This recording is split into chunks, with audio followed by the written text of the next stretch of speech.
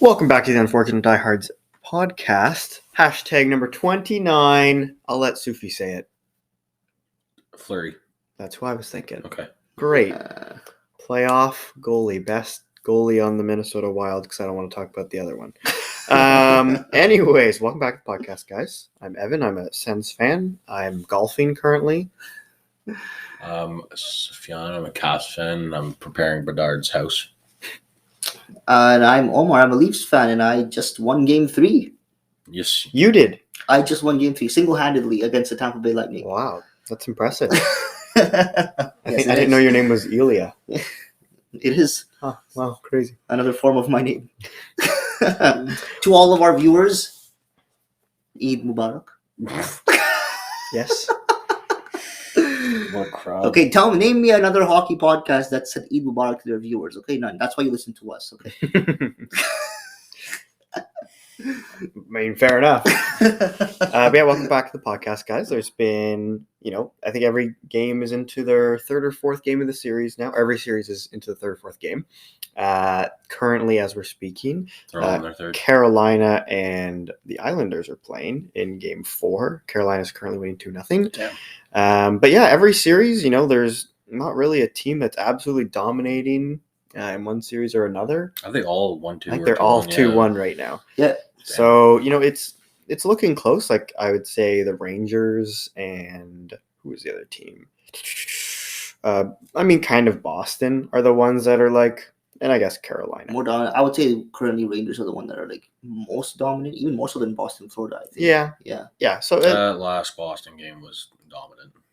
That was just like Kachuk scored very late. Yeah. Yeah, series are Class. going pretty close. We all thought most series were going to be close. Like, I don't think if any of us picked a sweep, or honestly, then I think all of us are pretty off right now with that Seattle-Colorado series. That's closer than we thought. It's Whoa! I think 2-1, right? I said 6. Did you say? Oh, I mean, Sophie said 5, and I think it's gonna go more than 5. The thing is, bro, we literally talked about this before. Like, these could either end in 5 or 7. There's no. True. Yeah. Even the Devils Rangers are saying that they're dominant right now, but sometimes all you need is a win to get you going, right? And this is a team that hasn't really had experience in playoffs yet. Maybe that's all they really needed to get going. Very true. But since Sufi and I don't have much to talk about regarding our teams, we could try to make up something. We will be talking about the playoffs in general and heavily about the Tampa Toronto series because we have to. But before we get started on that, personally, if you saw our brackets and our posts recently, we all released who we thought we were going to win the Stanley Cup. I picked Winnipeg. I'm sure they have great odds. But yeah, I actually did throw a couple dollars on the Winnipeg Jets to win the Stanley Cup. I talked about this last episode, but you know where I found the best odds, Omer? BetStamp. Are you tired of searching through countless sports betting sites to find the best odds and deals? Look no further than BetStamp, the ultimate tool for sports bettors. BetStamp is your all-in-one platform for sports betting with real-time odds and analysis from top sportsbooks in the industry. With BetStamp, you'll never miss a beat when it comes to finding the best deals and maximizing your winnings.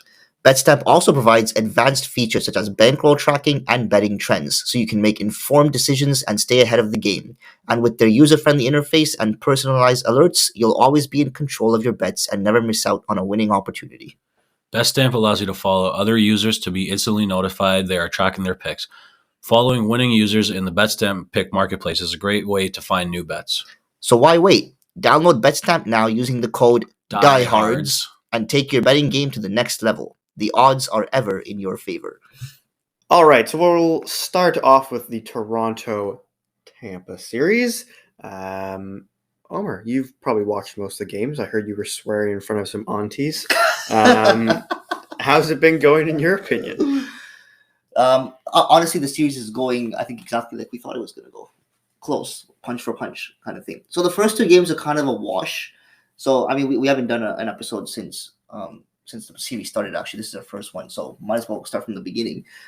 The first game, obviously, we know, 7-3 Tampa, blowout. I did say if Tampa won the first game, I think Tampa will win the series. Yes, you did say that because you said Vasilevsky won't lose 2 in a row ever. Which he did, but yeah. Toronto's been up 2-1 in series before. Yeah, but Toronto hasn't been up 2-1 in the series, winning 2 in a row. Oh. So, so different. slight difference. Second game went in the Leafs' favor, 7-2. So, even though both those games were blowout, I think in my opinion, it shows you how evenly matched they are, like punch for punch again, just one blowout to the next. And then last night was the first, I think, real close one where it's like, okay, like now both these teams have kind of arrived fully. So, I mean, there's a bunch of stuff to say about this series so far. I think in the first game, uncharacteristically, the Leafs came out in game one pretty nervous, and you could tell with the way they were playing. Passes weren't hitting. They were slow with the puck. They were icing the puck over and over again. It's like they never played a first-round series before. It's honestly, yeah, it was the game one. At least the first period of game one was like that. Yeah, they picked it up again in the second period, and then other stuff happened which took them out of the game. But first period was just, I was like, that this is weird, because you look a year ago and in game one, the Leafs came out flying with a 5-0 game one win, and it seemed like they were like ready to go right away. And in this one, it's like, how are you not ready to go? This series was set in stone in like freaking November. And like, you're playing Tampa all season long. How are you not ready to go against Tampa game one? And they just weren't ready. And then, they come back a little bit in the second period, and then, the bunting hit takes them out of it again, the 5-minute major. Is Chernak like out? Chernak is out, yeah. So the bunting play was obviously an unnecessary hit, and it seemed like old patterns of Leafs, especially from the Boston series in 2018 and 2019, were coming back. Like, I know Kadri tweeted like, leave me out of this one. But it's just hard not to bring that comparison in, because it's exactly what happened again. Like, another unnecessary hit that removes a player. And I mean, Kadri and Bunting are by no means, in terms of their caliber, they don't. It doesn't affect the team as much that Bunting's gone compared to when Kadri was gone. Kadri was like a vital player that was gone for like 3 games in both series. But again, just penalty trouble, dumb penalties and dumb play leading to a 7-3 loss in the first game. And the second game, they came out with a response, which I think the whole world knew they would. Like, they had to win that game. But the big game was last night. And last night is one game where I think most people watching that game would probably say that the Leafs may not have fully deserved that win in terms of the way the play was going. First period was pretty even. Leafs played quite well. That ended in a 2-2. But honestly, like, man, John Cooper is an insane coach. Like, the way he, like, for any of us, like me included, all Leafs fans, even like TSN panelists, Sportsnet panelists, like everyone literally had, oh, this is the year like Leafs are better this year. Tampa's weaker. Tampa's much weaker. This is the year Tampa's going to lose. They look tired. They've lost depth. They've lost defensemen. Like, this is the year that Vasilevsky's having a weird year. This is the year where Tampa's like, they're going to slay the dragon. It's the Tampa's year. So you're saying the Toronto Sports Network was saying that Toronto was going to win. Literally, like, yeah, but like you look at us. You look at us. You look at fans in general, and you look at you watch on TV, and most people, like, I think this year I think it was probably like an 80-20 that Leafs are going to win in terms of opinions from people around the sports world. And the way that team flips a switch in the playoffs is insane, and the way they're coached in the playoffs, like last night was a masterclass in John Cooper coaching. Like, that was a perfect. Imagine a coaching masterclass in the lose. Like, that was as close to a perfect game that Tampa could have played. And the Leafs, like, as like Keith said, the Leafs bent but didn't break. Like, second period onwards, that game was all Tampa. They didn't allow the Leafs to transition. They didn't allow the Leafs to put any pressure in the zone. They were everywhere on the puck. They were putting pressure everywhere on the puck. Like, they played their game plan to such perfection. And they took the lead, and until the last minute of the game, the Leafs had nothing going to tie the game. Like, there was nothing going. And I was sitting there watching, like, they can't get any pressure in the zone. They're not getting any shots. They had 19 shots until the last minute of the game. Like, Tampa held them to 19 shots all game, compared to like their 36 during the game or whatever, right? So, like, it was like he knows how to. Man, that guy knows how to coach. That's what I'm gonna say. But like, that was a great game by Tampa Bay Lightning, but the Leafs held on in there, and then we know how it ended. The win. Lots of shenanigans last night, though. Yeah, I mean, that was just bound to happen after the hit. So, with the point going to the exactly, boards. But, like, regardless of what you think about the hit on the play, anytime you see the player of that caliber go into the boards like that, it's going to cause something. Exactly. regardless of what happens. Yeah. And so that whole sequence there was really. I don't know if you guys saw Sheldon Keefe's comments after the game, but they asked him about that. He's just like, yeah, well, that's an experienced team who knows how to manipulate the refs, because they're like strategically. He's like the ref is holding Stamkos, or like right there on Stamkos and Matthews, and with the other hand that Stamkos has free, he's punching Matthews in the face because he knows that he's not going to get called. And Stamkos at that point already knew that Kucherov was getting the additional penalty that was going to put Leafs on the power play anyway. So Stamkos already knew that, if not for sure, he knew most likely Kucherov's getting the additional. So Leafs are going to go on the power play, and that's when he's like, okay, I'm taking Matthews off with me then. And honestly, just big brain play by Stamkos. It's a huge brain play. Like, it's actually so good. It's like, you should have taken off a better player though. But it was really, so he took Matthews off with him, and I mean, good for Matthews. He, as John Tavares said after the game, Poppy's sticking up for himself.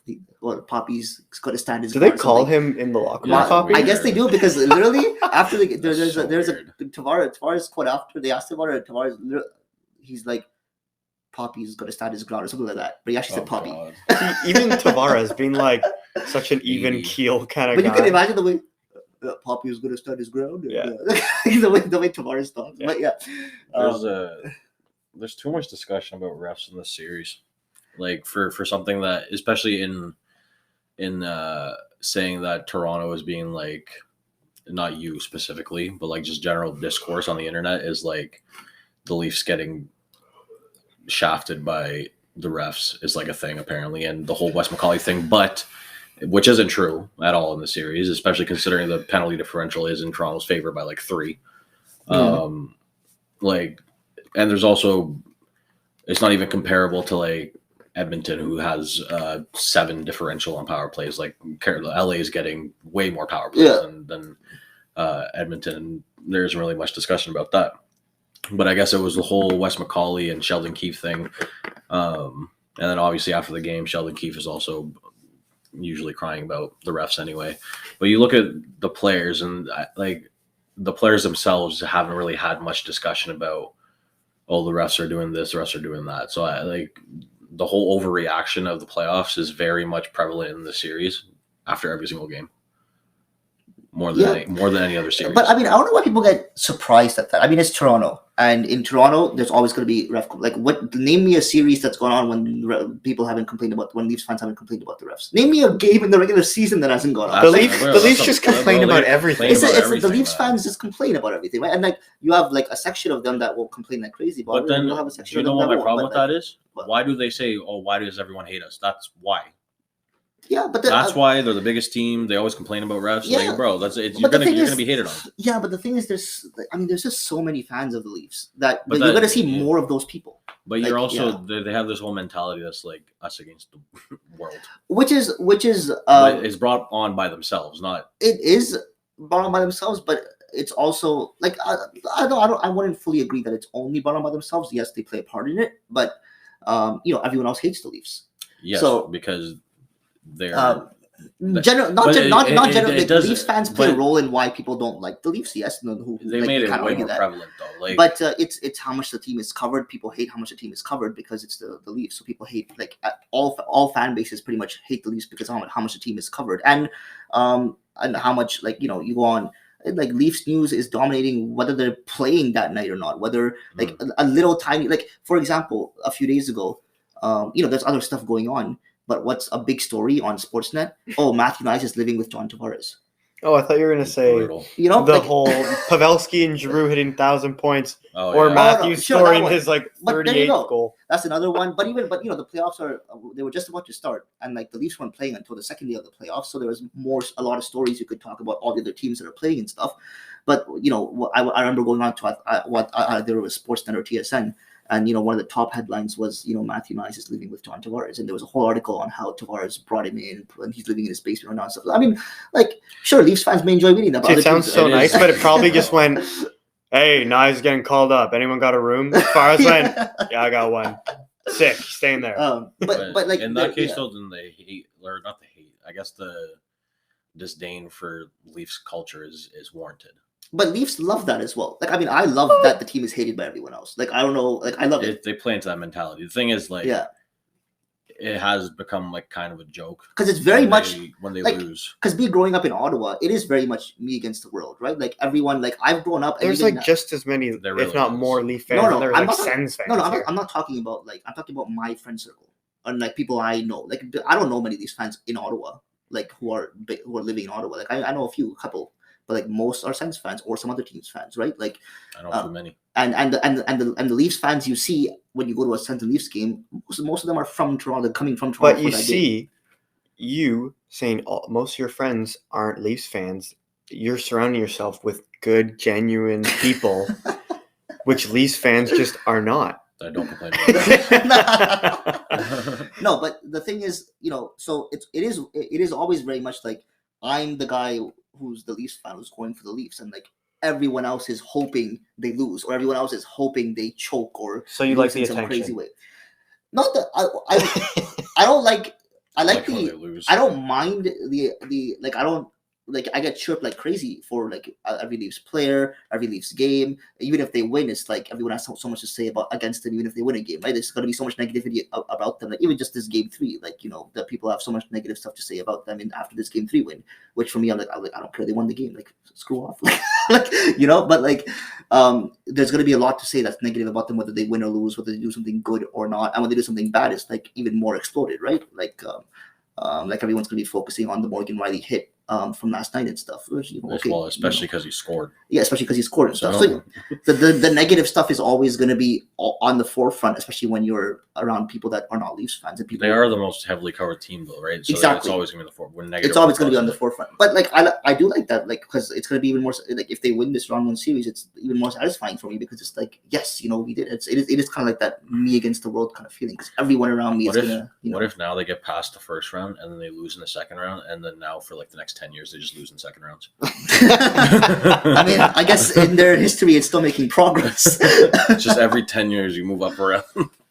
But yeah, but anyway, back to the series. Anyway, this can still go. Obviously, it's looking like it's gonna go 7 games again. I'm hoping the Leafs are able to pull off a game for a win tomorrow night, but Tampa losing 3 in a row in the playoffs. I mean, that's going to be really tough, especially their second game on home ice after a loss. Especially after the way they played last night. Yeah. That's gonna be a tough one. Vasilevsky's gonna come out like flying because he was not. Yeah, Stamkos is gonna throw an elbow at Matthews this time, like make sure he's like out. So we'll see how that goes, but this is looking like another 7-gamer. So we'll see if the Leafs manage to win when they need to. But yeah.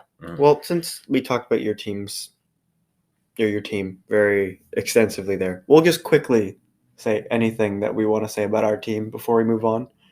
I just want to say there was a stat. And it was over the last, I think, like 3 years, there's only 3 people with multiple Gordie Howe hat tricks, Brady Tkachuk being one of them. And this guy, it's like the big head hockey guy or something on Twitter. He was just like, I'm so excited to see Brady Tkachuk in the playoffs. And I feel like he's just going to be out there just literally doing everything. It's going to be hilarious and just fun to watch. When's his contract up? Tkachuk? Yeah. He signed a 7-year extension. First year was last year. So 29. Yeah. Okay, so we got a few years before he makes the playoffs, right? So that's when he goes from 15. Well, I mean, if we're on the Sens, like I mean, I think I'm the camp that says they're going to make it next year. I also think they're going to make it. For me, it just depends on off season, bro. There's too many things that can happen. I think even if they do nothing and they're fully healthy and they just legit, like I said, I'm what do you call it? Like kicking a dead horse or something? Yeah. Whatever it is. If they don't start off freaking 3-15, they should be fine. Because if the season was December to March or whatever, April, whatever it ended, they would have made the playoffs. But the season isn't December. I know, but the 3 years that DJ Smith has been here, we start off like the slowest team in the NHL every single year. Now where is he going somewhere? He's still there. What I'm saying is that literally just figure that out. Figure out the first month or two. So we did say that with the Leafs in the first round. Anything can keep happening. So for me, is more so 5-on-5 play. If they can fix that, then they'll make the playoffs. What do you think about what they should do in terms of goaltending next season? Do you think they should run with give Sogard a starting kind of thing and see if he can run with that, or make a deal? Because I don't think Talbot's going to cut it. Talbot's gone. Apparently, Yeah. Oh, they already announced he's not coming back. Yeah. Apparently, a lot of people are wanting Varlamov to come in as like a 1 or 2 year veteran kind of guy. That there's always injuries, so I can't remember the last time there's been like a fully healthy season of an Ottawa goaltender. That's just we ran with that guy. So you could have Varlamov and Forsberg, and then if even give one of them a night off sometimes and bring up Sogard. And I think that kind of makes sense. Just bringing in another guy that can just kind of steady it as your huge goalie is kind of developing, because he is super athletic for how big he is. I think he's definitely struggles with confidence. I think it was pretty evident when Mandalize wasn't there to back him up. He got lit up immediately in the first period. It was great. Yeah. And then if he was put in as the backup, if someone else got hurt, I think that happened another time. He just got lit up, and he just needs to be more confident in himself, being he has everything going for him, being a big guy, being very athletic for his size. And hopefully injuries don't, pile up on him, because I feel usually bigger guys, that's a common trend. So hopefully he can kind of slowly develop, be the starter in Belleville, get some games in the NHL next year. I don't expect him to be for example, I thought Sanderson and Stützle, when they came in, would be effective NHLers, and they have been. He's a goalie, and he's a second round pick. I don't expect him to just, come in and win games. I expect him to be sheltered, and then even bringing in a guy like Varlamov. I jokingly said what if we brought in Fleury? My dad was that's an awful idea. He's bad. But I was that's true. Even if you did, as an example, just Fleury being so experienced, made the playoffs every year of his career. How long can you keep getting contracts like that? Well, but that's the thing. With goalies, even Forsberg, he's 30-something, but he only got a starting job the past couple of years. Just a guy that can teach. Yeah, I think that's what Giroux does right now. Obviously he's an effective player right now, but just having those guys that, good locker room guys, and they want to be there, and he can teach all the young people around there. I think it's super valuable. So I think that's probably what they'll do for goaltending. But I'm liking what the defense core could look like. Even if they don't really add much, they could add a Scott Mayfield. He's a UFA, big body, right shot. That would be kind of ideal. And then maybe people have talked about bringing back Connor Brown on a 1-year deal, or bringing back Colin White on a 1-year deal, just some depth scoring, someone who, they might not play the full season, but when they do play, they can give you some decent games. Yeah. And they know Colin White gets along with everyone there, and he liked being in Ottawa. They know Connor Brown liked being in Ottawa. So it'll just depend on how much cap space we have, depending on who signs and who doesn't. And how do we talk about Ottawa for this long, bro? It'll be interesting. Let's do that even in there. No. Anyways, back to the playoffs. Bro, Sogard has Koskinen syndrome right now. He's big, but he moves too much. That's literally all he has to fix. Yeah, poor guy's rookie. The athletic thing is good. It's an amazing thing to have. It's just when you're 6'8", if you move too much, that's where you start letting in a ton of goals, and that's what happened with Koskinen. That's why he's in the KHL. So if you can figure that out, he'll be fine. Okay. Yeah. That's all we need to say now. All right. Do you have anything you want to say about the Capitals before we move? Yeah, bro, what am I going to say? We haven't really the only thing I'd say add to that is I think Connor Brown is already coming back next year, because he never really played for us this year. So okay, and we have a bunch of players that, because we Sheary and Smith, they already said they're moving on from. So there's open roster spots. All right, so why don't we move on to another series? Let's talk about Edmonton-LA. Such a brutal, because I think that's probably it's the most controversial series. It's pretty controversial right now, especially after Game 3. Even and they're playing tonight, actually. Yeah, it's the most controversial in the sense that people complain about refs and stuff, but there is actual game-changing issues here. Because the power play differential is a lot. I'm not saying that like Edmonton's like not deserving these penalties. Like maybe it should be in LA's favor, but 7 is a lot. And that high stick, it's like, you know, it's hard to decipher exactly what happened, and maybe that's where they like were like, oh, it's inconclusive. But after seeing every possible angle you could possibly see, like it for me was pretty conclusively a high stick, and that would negate that goal entirely. Because if you look at it, it hits it. It never reaches its top point.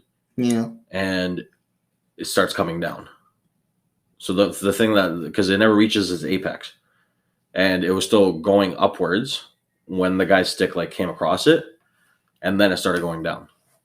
So for me, it wouldn't have started going down unless it hit someone's stick. Otherwise, So it kept going up. From all the replays, to me, it was like from a few angles, I wasn't sure. Like from one of the angles, I was like, oh, I don't know if it hit his stick or not. I wasn't sure. But then there's one angle which is from like the left kind of like kind of diagonal, and then they're showing that angle and the way that the puck's like going up, and then you kind of see it change a bit. Like you see it change. It's maybe like it was like rolling, like spinning, and you see it change its spin a little bit, and it looks like it's hit something and coming back down. And the only thing there was a stick. And the only thing there was his stick, exactly. So I was like, oh, from that angle, it really looks like it's been touched with a high stick. So saying that's the thing, right? It's 2-1 for LA. All that stuff has happened. LA's had all those power plays more than Edmonton, and yet it still feels like Edmonton is controlling the majority of the play, and they're still losing those games based on all the stuff that's happening. People complaining about McDavid's 5-on-5 play. He's barely playing at 5-on-5 because they're always on the penalty kill. I think they are, though. I think as you know, obviously the refereeing and stuff has been dodgy in the series, but I think they have struggled with 5-on-5 scoring as a team. They've dominated 5-on-5 play this series. They dominated, but they seem to be struggling with 5-on-5 scoring this series, which is except for the Draisaitl line.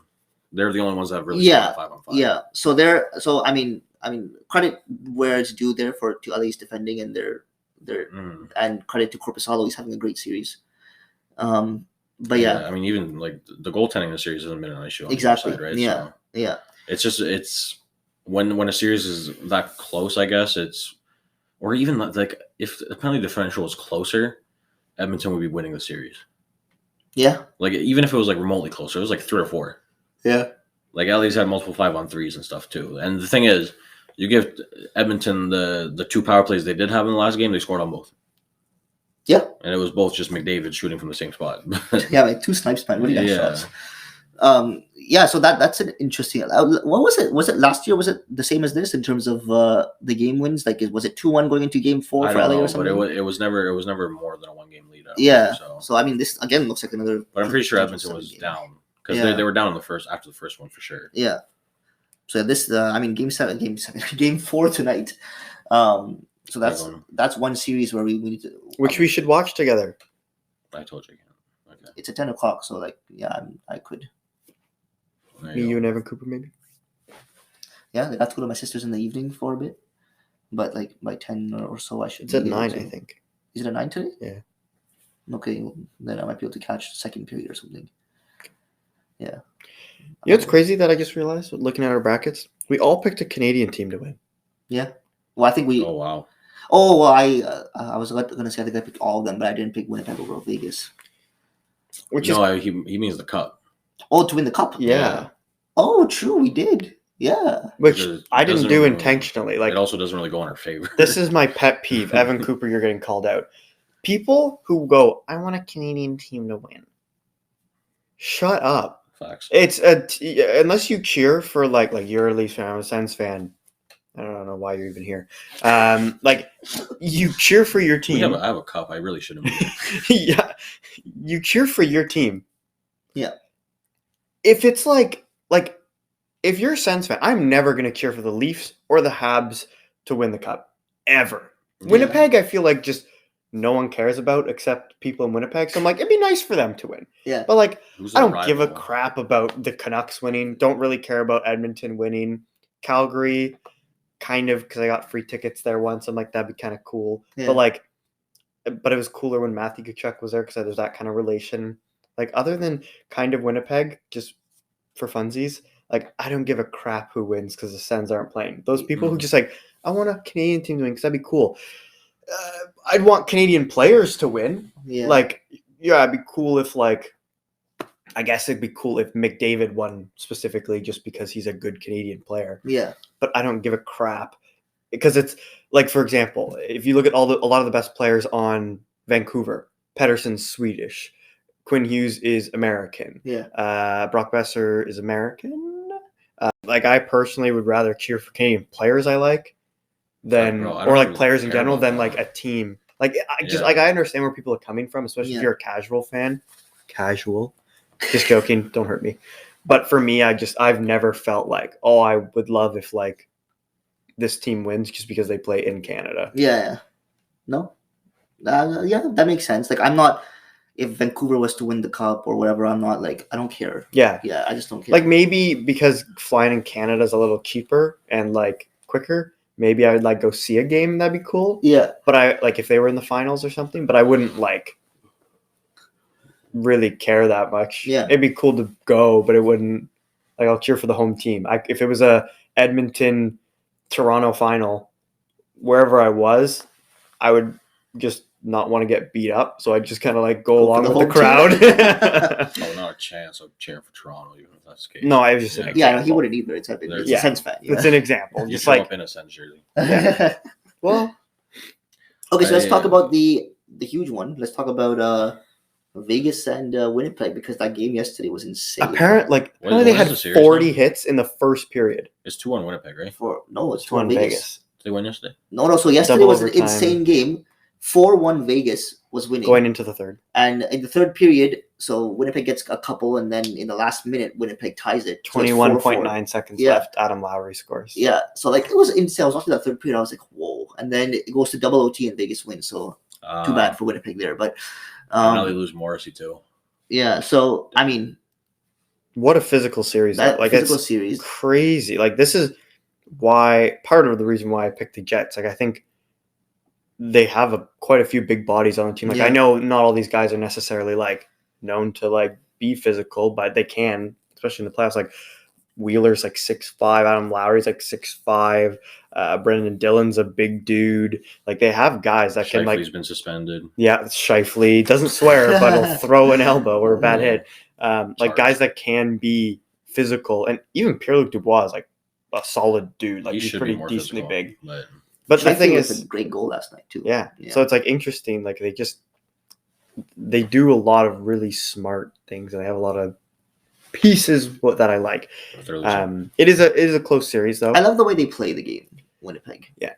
Interesting. They're a fun team. I like the way they play. It's a fun team to watch play because especially with the whiteout. I don't think the whiteout's fun. I don't think they're fun in terms. They're not fun in terms like they don't have a lot of speed. I find on the team. No, they don't. They're quite a slow team. None of the players can really get up that fast and like. Well, Ehlers and Connor. Yeah. Even Connor's not. He's agile, but he's not really fast. Yeah, but they just play very heavy hockey, which is so they once they get. That's why I said like once they get in the zone, if they want to keep pressure in the zone, they're really good at it. Mm-hmm. They're really good at laying the body out, cycling the puck, and getting chances on zone possession. So yeah. I didn't realize the one thing I know Hellebuck makes up for a lot of the blemishes that their defense has. I just didn't realize that their defense was as it was, especially with Morrissey out now. There's a lot of names like Dylan DeMello, sick, but yeah, Senators like him. But he's like a solid. Like, if he's on your third pair, he's your right defenseman. You're like, nice, but he's playing way more minutes in Winnipeg than he probably should, and even more so with Morrissey out now. Everyone's be playing more minutes. So I'm curious to see how well Hellebuck holds up here, and that kind of determines the series for me. Because my whole thing going into this, the reason that I had Winnipeg was their defenses were like close for me, and then the goaltending was on heavily in Winnipeg's favor, especially with Laurent Brossoit in net or whatever. But Vegas's defense is much better than I thought it was. So it's going to be a tough one for Winnipeg to come back here, but I think I still have them winning the series. even while they're being down. So, but I think this one will go 7. It's So- looking like it could, yeah. How about the New York Rangers and the New Jersey Devils? So this one, Bro, This is going exactly how I thought it would. this is me too. Honestly, this is going so. I didn't see yesterday's game, so I don't know. Like I know Devils won in OT, and it was a close 2-1 game. It was 2-1 score, right? Yeah, 2-1 game. mm, I don't know in terms of gameplay, like if any team was dominating more or not. I didn't watch the game last night, but through 2 games, it looked like Devils had no business being in the series. To the first 2 games, like Rangers were just dominating them. Who picked Like the Devils again? and I mean, yeah, I'm still confident they'll win the series. Like very yeah, confident. and It Patrick, is still two. It's Yeah, it's 2-1. 2-1. It's 2-1 2-1. now. Yeah, I think the series is going to be a momentum shift kind of series, right? Like that whole, especially with winning it in overtime and the way the goal Yeah. happened too. That was a very nice goal by Hamilton. And then staring down the crowd. Yeah, yeah, and like the pass by Brat was sick. It was a snipe. There was Shout out Brat Pack. yes, they were going Yeah. nuts. They were like at some bar doing a watch party. But I think that this is now going to start going in that direction. The thing is, I think it's going to be more even than it was in the first 2 games. yeah, So it can still go either way. And I think it goes without saying that that game was huge. Otherwise, they'd be down 3-0, right? exactly. And home ice has meant nothing in this series. So So absolutely far. nothing. Yeah, it really Yeah. doesn't though, because all the Rangers fans just go to New Jersey to watch anyway. Oh, is it like that? Yeah, it's literally like Ottawa, Toronto. Okay, that makes sense because Yeah, it's right across It's the much bridge. closer. Yeah, Yeah. That's not even like 5 hours. It's literally just like An It's hour right or so. there. It's like there. It's right there. Depending It's a on where- train. Yeah, exactly. Yeah. Yeah. So that series is going to be interesting. Now we'll see if Devils pull off a comeback to next game. if they yeah, I Make mean, it 2-2. just win next game and you're literally back in the series. I mean, I The still see. goaltending change was huge. Akira Schmid, he's played much better than either of the 2 goalies this entire season, but didn't get the playoff start because Vanchek, I guess, has more experience losing in the playoffs. So he just lost 2 more times. Now they put in the young guy playing absolutely insane. Yeah, he had a good game yesterday. Now, this is a good segue into non-experienced goaltenders getting shafted. Minnesota Wild versus the Dallas Stars. I felt so bad for Fleury. I was like, they threw him to the Wolves. I felt bad for Oh. Gustafsson more. I mean, Well, I read this. I told you guys I read this article before the series started, where the coach was. I think it was the coach saying, "Oh, we've had like a tandem going all season, and we've loved the outcome of that, and we have no problem going tandem to the playoffs the too." problem is, like, they were winning the games with Fleury, sure, but he was much worse, Yeah, even in the regular season. but regardless of let's say Fleury and Gustafsson all season were at the exact same level or very close to each other in terms. Let's say they both had great games. Let's say the both save percentage was right there. They were both like level playing all season. Mm. You don't take a goalie out from his starting position in game 2 who made 51 saves and won the game in And game. won the game. It was only 2 Yeah. goals that he let in. Yeah, So like, I don't care if the goalie's friggin' Dominic Hasek over there. that's facts. Like, I mean, you put the guy who won you a 51 save game in OT in game 1 on the road. Why'd you start him in the first place? Exactly. Bro? Like, it just makes no sense to me. Yeah. Why they would go to Fleury? Like, okay, if there was a blemish in that game, if they come out game 2 and it doesn't go so well, bring Fleury in at home in game Yeah. 3. Whatever. But Yeah, because that's what the Devils did basically, right? yeah, But it was the other way. other way. Yeah. But like, I mean, yeah, you can't. I thought that was a really dumb coaching decision. I found another angle of Dubas Yeah, I haven't yelling. seen this one yet.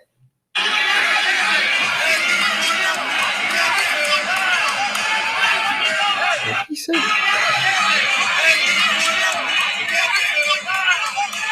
Who the fuck are you? He's really yelling at a fan. That was literally, wasn't that because of the Riley point hit? I think so. Yeah. I think so. Yeah. I mean, that's a weird thing to be amped up about considering it was a bad hit, but fair enough, I guess. He was probably that must have been also after the Matthews Stamkos fight. I'm guessing. I didn't see that live. Sure. I mean, I didn't see it live, so I would don't be know after when it that, was. 'cause that happened Yeah, right exactly. after, So but- maybe he was riled up because of that. I can't believe the gyms have to sit so close to fans. Like, what the heck? Well, it seems like that's weird in the Tampa stadium because that's not usually how it is. Yeah, they're in a press box. Yeah. They're trying to mess with them, like, Yeah, because- psychologically. I mean, in like Toronto or any other place, he's like up high. Right? Yeah. Like, yeah. Like, has his own sweet Yeah. sort of thing. So the Minnesota Wild and Dallas Stars series, that's also a 2-1 series right now. That Right? one's as close as everyone thought it was going to be too. So. Yeah.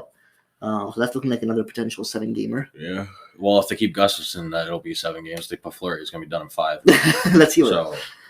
So, But the other one, who's playing right now, Carolina and Islanders. What's the score right now, by the way? 3-0 Carolina. that's wild. Okay. If they don't have Svechnikov.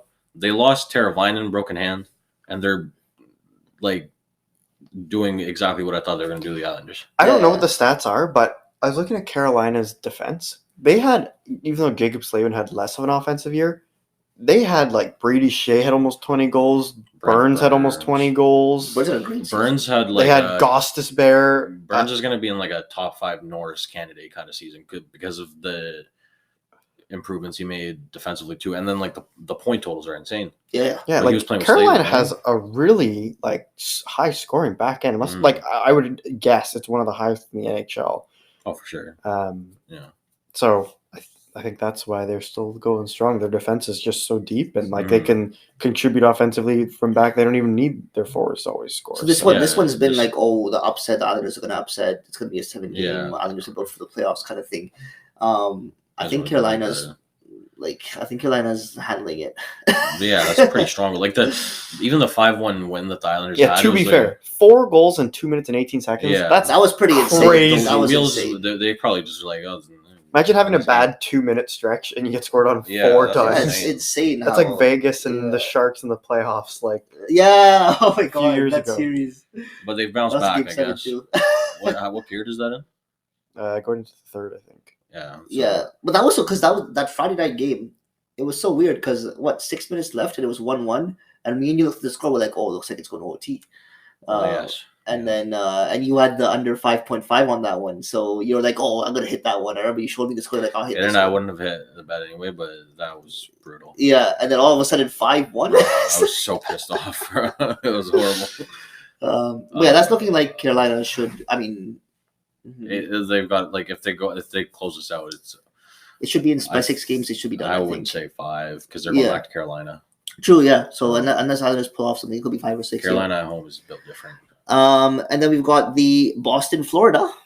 Yeah, it's going how I thought. It's going how it's way more. I didn't expect Boston to have all these people out randomly.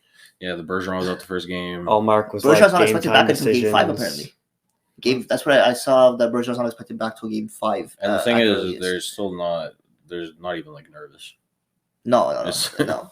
I will say I was quite surprised at the 6-3 home loss. Like I'm not surprised that they lost the game. Like I had them I thought Florida would take 1 or 2, but I'm surprised that I mean just because all season is like at home they don't lose, and then especially they don't lose 6-3 at home. So that was. I think the problem is though, the thing is with Florida is that if they're having a good game, it's literally just because their offense is going absolutely nuts. Mm-hmm. They're never going to have a good defensive game because their goaltending sucks and their decor is like very offensive, right? So if they win a game, it's going to be a lot of goals. Where for Boston, it's like they could do that, or they could just beat you by winning 1-0, whatever. Yeah. And Boston's decor has shown that they're like different. Minus that game, which I think it was a lot on Ullmark as well. Like I don't know if he's injured or whatever. Maybe he was playing injured that game, like Matthews always. We should make a compilation of all the Toronto shots we take. And then, but like they're so deep on defense, it's ridiculous, man. Like just McAvoy, Orlov, Lindholm. Lindholm's had like a very, very good season. Like he's had with McAvoy out, he was insane. McAvoy came back, he was still very good. And like there's a lot of even top 10 voting Norris talk for him as well. You had Orlov there. You got Grizzly, Carlo. Like that team is just insane defensively. You had Ullmark and net, and just how that team is built defensively anyway, with their forwards being so good defensively as well. If Toronto plays them, bro, that's a sweep. Yeah, that's what everyone says. It's never a sweep. Like I don't understand. Like I never understand that. Like, you can say Toronto's going to lose, and sure. I just want to see your reaction. But like you can't. Like when have the Leafs got swept ever? It was just a reaction-inducing thing. But they never get swept. I know. So it's always That's why I said it as a joke. Their thing is they lose in 7 as the choke job, not they lose in 4. That's the thing. We'll see what happens, but I don't know if Boston lets you get to 7. But we'll see. Boston might let Florida get to 7 at this point. Okay. But I mean, it's on pace. I feel like this is if gonna I end feel in like 5. there's 2 series that I think are going to end, or 3 series actually. One of them we haven't talked about. 2 series I think they're going to end in 5 is Boston, Florida, Carolina Islanders. Let's do our last series then. I Colorado, think- Seattle. I think so. I think Seattle's had their fun now. Colorado came back in that 2-0 game, and when they were down 2-0, I was like, "Oof, Yeah. this is looking bad for us." And then they just turned it on. Like they were dominant the rest of that game. Letting And in a lot of then goals, though, Colorado is. Yeah, but the thing is, like, they can play any way you want at this point. And They're running up the score if they need to. yeah, and I think they figured out Seattle now. So I think this is going to be a pretty cut and dry series the rest of the way. I do think maybe it actually does go 6, right? Yeah. But I wouldn't be surprised if this one ends in 5 as well. The other series, all 5 of the rest of them, I could see them going 7. Yeah, for exactly. Sure. Yeah. Pretty close. But that takes us to all the series currently going on. So we will stuff. briefly, It's I got just 5 minutes. It's 3:10, yeah. So we got briefly do a stat game for you guys. We will be talking about the series in a couple of days again with you guys. I'm sure some series may be over, some may be going to game 6 or 7. So we'll be sure to touch on those again. Also, feel free to DM us, comment on anything you want us to talk about. So if your favorite teams in the playoffs, favorite players in the playoffs, do you want an opinion, feel free to put that in the comment section or send us a DM. So this stat game that I picked for you two, you can go as fast as you'd like. I'm asking you who led the playoffs in points for the last 10 years. So you're going to go backwards from this year to 2013. Wait. And tell me who currently leads this year, and then every single year. Wait, who led per that year? Per that year. Okay. They didn't necessarily win the cup. They could have. But I'm asking who had the most points in each playoff run all the way back to 2013. So by the end of the playoffs, which player was top among all players? Among all players. Do we have to do this in order? And who, well, I'll just tell you a year, you tell me. Okay. And if there's a tie, I'll pick either one. And I'll give you 5 strikes. I know last year's. So we'll go this year. Who's leading currently? I have no idea. This year, who's leading currently? I know Draisaitl is 5. I wouldn't be surprised if Braden Point is on there. Okay. Well, they've had a lot of goals in that series. Maybe even one of the New York guys. Kreider scored a lot. Kane, yeah. Thing is, if we say Kane, he could be there for 2. So yeah, 2013. So if you just say one, and he's there for both. Sure. I mean, like you could say someone, and if they're there anywhere, I guess I could do just do that because otherwise it'll take too long. Okay, you want to start with Patrick Kane? Yeah, Kane. Patrick Kane was tied in 2015. Damn, he wasn't even doing to lead. Cool. But not 2013. Nope. Oh, interesting. Okay. 2013 was him. That was last year. McCarr. No, it was McDavid. It was still McDavid. Yeah, okay. it was McDavid. Okay. Connor McDavid last year is correct. Yeah. Win in 16 games, by the way. Yeah, I know. For 2020, 17-18 it would be Pittsburgh. Oh, I know one. 2018 was Kuznetsov. Yep. Okay. 2019. The year fall off. Pissed me off. 2019. Who had the most in 2019? That's St. Louis. O'Reilly. Because he won the Conn Smythe. Points? I don't know. He won Conn Smythe, so I don't know if he had the most points. Because is that why? Sure. O'Reilly. He is tied in 2019 for the most. Okay. 2020. LA won 2014, so that could be Kopitar. Yeah. Kopitar. 2014. Let's go. I know my shit. 2016 was Pittsburgh, and 2017 was Pittsburgh. So that could be Crosby, Malkin. Oh, Kessel. Kessel. Was he the most though? Yes. Kessel. Yeah. Okay. Yes. No. Yeah. That's your first strike. Isn't it Erik Karlsson that year? Maybe. In the 2017 run, the Pittsburgh year when he they had made the most points. I mean, he went crazy. I don't know, maybe not the most, but he was up there. I know Karlsson was like dominant. Didn't San Jose make the final one of those years? San Jose, no. Who did Pittsburgh play? Nashville and who they played? They played Nashville and they played. Wasn't it San Jose? Was it the Sharks? Oh, it could have been actually. So that would be. Yeah. I You think know what? Couture led one of those years. Maybe it was the Sharks in the finals that year. Yeah, The Sharks never won a cup. I know, right? I think Logan Couture would be a good guess. Okay. Sure. Couture. Yep, 2016. Beautiful. It wasn't any of the years we talked about, but that's fine. Also, 2017, we still have to figure out. Who the hell? What was the 2016 final? It was Nashville and Oh, it was 16. No. No, yeah, 16-17 was Pittsburgh. Yeah, Yeah, and 'cause 15-16 was 'cause- Pittsburgh. Yeah, that's what I'm saying. Like 2016 playoffs was Pittsburgh. 2017 playoffs was Pittsburgh. Yeah. So that makes sense. Then they did play So who was 2017? You want to say Malkin maybe or Crosby? Yeah, it could be Malkin Crosby. I don't know Yeah, why whatever. I'm leaning towards Eric Carlson in that Because year. 2017 it would be Nashville in the other final. I don't think anyone on that team had it. Yeah. Okay, so I'm good with saying Crosby / Malkin or something. Let's go Crosby Okay, Crosby, No, and Carlson. Carlson. no. So that's 3. 3 You have strikes. 3 strikes. How many years do we have left? We have 2017, and we have 20. You've gotten 2014. Yeah. I think you have 12 people to guess because there was 2 ties. We have to guess the tie as well. Yeah, Why? We 'cause- got one. Okay, I have to go. So We got one. No need to guess the tie. Fine. So in 2015, So Patrick we Kane only was. have one left. really? Yeah, because we guessed everything. What do we have left? No, If we leave you the don't. ties out, no, we you get- have a few. left. Kucherov. Kucherov was for Oh, 2 of them, true, yeah. 2021 and 2020. Yeah. So that's done. So now we have one left, I think. So you have 2013. 2022, 2021, 2020, 2019, 2018, not 2017. 2022 we guessed already. McDavid. Yeah, I'm saying you ones you Oh, have. okay. You Yeah. could have went the other direction because we have 2013 and 2016 you 2017. have, 2015 you have one of them. The other one was Tyler Johnson. The other one in 2019 was Brad Marchand. 2014 you have Anze Kopitar, and then so you have 2013 and this year, and 2017. Who did Chicago play in the finals in 2013? Philly, right? That was 10. Was it 10? Yeah. No, so 2013. Boston. Bergeron? No. Krejci. Krejci. You think so? Well, it's either him or like Taves. I want to say Taves. Okay, so Taves. Taves. No. Oh, Krejci. Yes. Got it. Krejci is 2013, so you're missing 2017 and this year. Oh, 2017 Pittsburgh won. And played Nashville that year, right? So Malkin. Fine, Malkin. Yep. Okay. This year, your last strike? We can get this. This year, Who the hell is leading? It's not Draisaitl. He has 5 points. McKinnon / McCartney were doing good in that series. McKinnon's been really good.